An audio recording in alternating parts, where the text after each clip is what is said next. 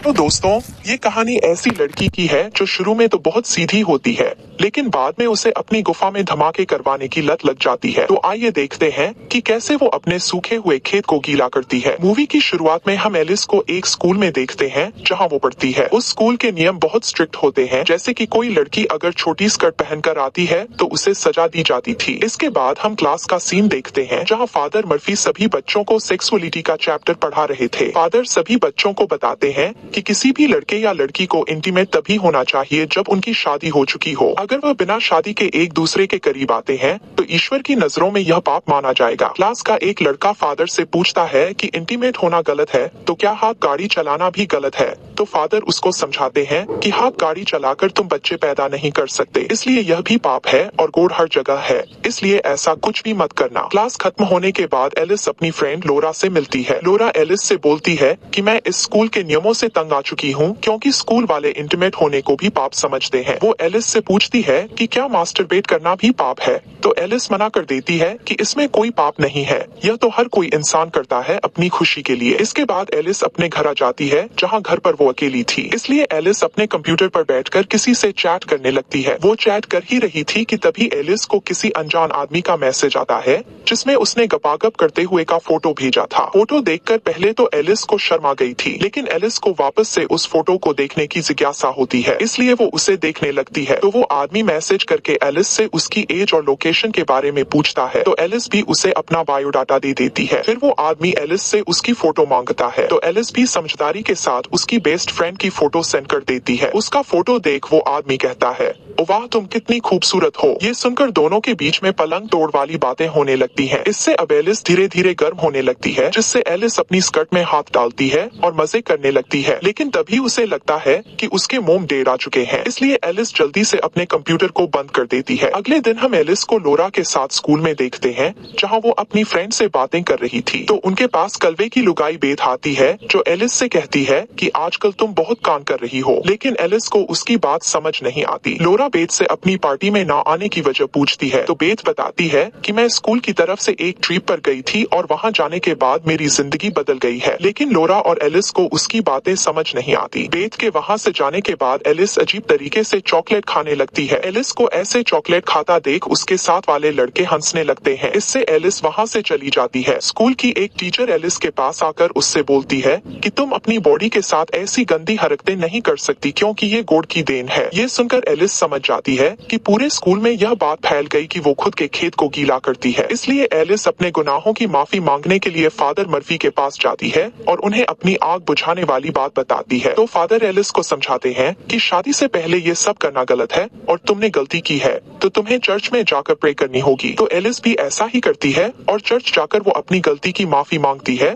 और सोचने लगती है कि उसका दिमाग फालतू कामों पर जाने लग गया है, इसलिए वो स्कूल ट्रिप पर जाकर अपने दिमाग को शांत करके गॉड के बारे में और जानेगी। एलिस ऐसा ही करती है, वो स्कूल ट्रिप पर जाती है। लोरा भी ट्रिप पर जा रही थी, लेकिन वो गॉड के बारे में जानने के लिए नहीं बल्कि उसी के स्कूल के एक लड़के को पटाने के लिए। थोड़ी देर बाद वो सभी उसी जगह पहुंच जाते हैं जहां उनका कैंप था। कैंप से कुछ बच्चे बाहर आते हैं जो कि इनके ग्रुप के लीडर थे। उनमें से हम एक लड़के को देखते हैं जिसका नाम क्रिश था। क्रिश को देखते ही एलिस की गुफा में हलचल मचने लगती है। तभी वहाँ की इंचार्ज नैना वहाँ आती है जो सभी को अंदर लेकर जाती है। नैना एलिस से उसका फोन मांगती है, क्योंकि ट्रिप पर फोन अलाउड नहीं था ताकि सभी बच्चों का ध्यान ट्रिप पर लग सके, पर एलिस नैना को अपना फोन नहीं देती और झूठ बोल देती है कि उसके पास फोन नहीं है। जिसके बाद सभी बच्चों को एक साथ हॉल में बिठाया जाता है जहाँ फादर सभी बच्चों का अलग अलग ग्रुप बना देते हैं। एलिस क्रिश के ग्रुप में थी, इसलिए एलिस के मन में लड्डू फूटने लगते हैं। फिर फादर मर्फी सभी बच्चों से कहते हैं कि तुम यहाँ आए हो, ये ईश्वर ने पहले से प्लान कर रखा है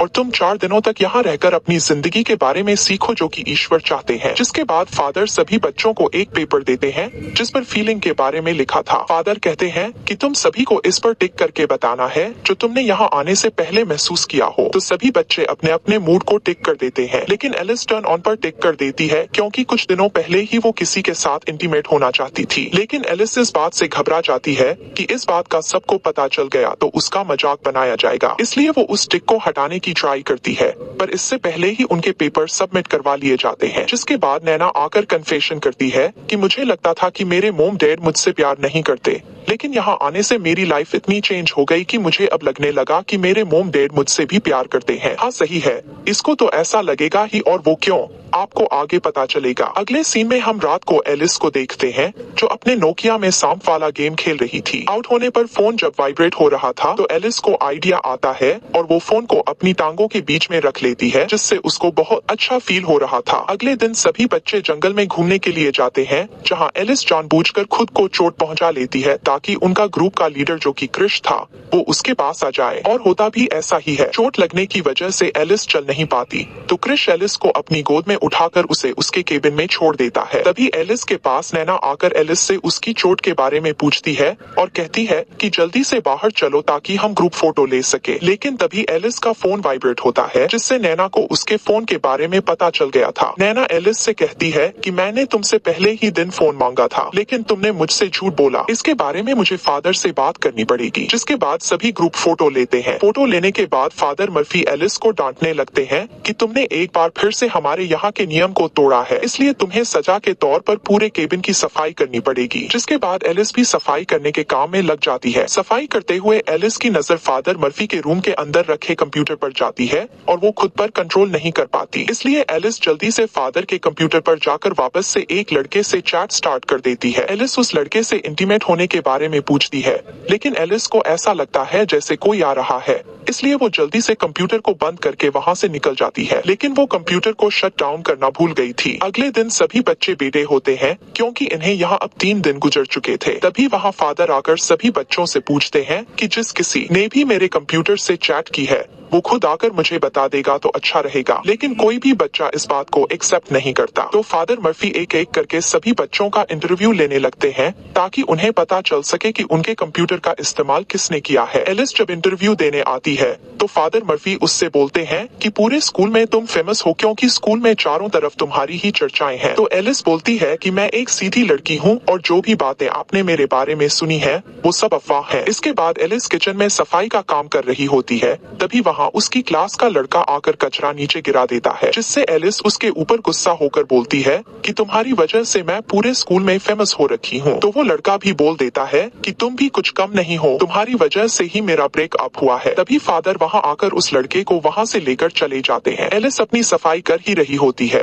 तभी एलिस की नजर खिड़की से बाहर जाती है जहाँ नैना और स्कूल का एक लड़का रोमांस कर रहे होते हैं। ये देख एलिस भी एक्टिव हो जाती है और झाड़ू की हेल्प से खुद को खुश करने लगती है। सब हो जाने के बाद एलिस लोरा के पास जाकर नैना के कांड उसे बताती है, लेकिन लोरा को एलिस की बातों पर यकीन नहीं होता और वो एलिस से बोलती है कि तुम्हारे दिमाग में हर टाइम रोमांस चलता रहता है, इसलिए तुम्हें हर कोई तुम्हारे जैसा ही लगता है और तुम बहुत गंदी लड़की हो, इसलिए आज के बाद तुम मुझसे कभी बात मत करना। इससे एलिस को बहुत बुरा लगता है। अगले दिन एलिस जब सफाई कर रही होती है तो उसे उसी लड़के का ब्रेसलेट मिलता है जिसने उसकी अफवाह स्कूल में उड़ाई थी। उस ब्रेसलेट को लेकर एलिस फादर के कंप्यूटर के पास रख देती है। तभी उसे किसी के आने की आहट सुनाई देती है, जिसे सुनकर एलिस छुप गई थी। तो फादर मर्फी वहां आकर अपने कंप्यूटर में कुछ वीडियो चलाकर हाथ गाड़ी चलाने लगते हैं, जिसे देखकर एलिस चौंक जाती है और बाहर आकर सोचने लगती है कि ये खुद तो मजे कर रहा है और दुनिया को ज्ञान बांट रहा है। बाहर एलिस को क्रिश मिलता है, जिसे देखकर एलिस की आग बढ़ चुकी थी। वो क्रिश को किस कर लेती है और क्रिश भी आराम से किस करता है, लेकिन क्रिश को एहसास होता है कि वो गलती कर रहे हैं, इसलिए क्रिश वहां से भाग जाता है। रात को सभी ग्रुप बनाकर एंजॉय कर रहे होते हैं, लेकिन एलिस का तो सुबह की घटना को सोच सोच कर ही दिमाग खराब हो रहा था, इसलिए वो सभी को छोड़कर वहां से भागकर सीधे एक बार में आ जाती है,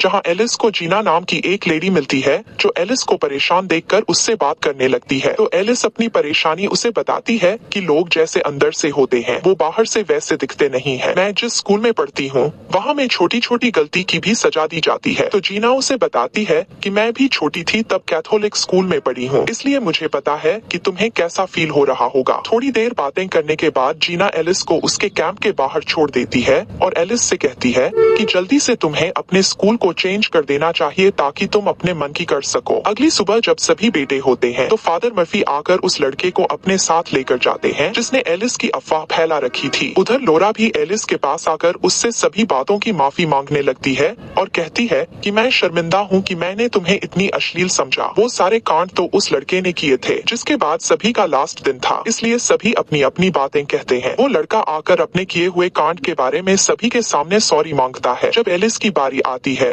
तो वो हिम्मत करके सबके सामने बोलती है कि यहाँ हर कोई अपनी सच्चाई छुपाकर बैठा हुआ है, क्योंकि सबके चेहरों पर एक नकली फेस है जो वो दिखाना नहीं चाहता। जिसके बाद एलिस अपने घर आ जाती है और अपने नए स्कूल के बारे में देखती है। अगले दिन जब एलिस नए स्कूल जाती है तो उसकी मुलाकात वहाँ क्रिश से होती है, जो एलिस से उस दिन हुए कांड के बारे में माफी मांगता है और दोनों अच्छे फ्रेंड्स बन जाते हैं। इसके बाद एलिस कन्फेशन करने के लिए फादर के पास जाती है और बताती है कि जब मैं टूर पर गई थी तब मैंने वहाँ एक आदमी को वीडियो देखते हुए हाथ गाड़ी चलाते हुए देखा था। अब आपको पता है वो मर्फी था। लेकिन फादर मर्फी इस बात को मानने से इनकार कर देते हैं और एलिस को बोलते हैं कि किसी को ऐसी हरकतें करते हुए देखना भी पाप है, इसलिए तुम चर्च जाकर गॉड से प्रे करना। पर एलिस घर आकर अपने कंप्यूटर में अच्छे वीडियो चलाकर खुद को ही खुश करने लगती है और इसी के साथ इस मूवी की हैप्पी एंड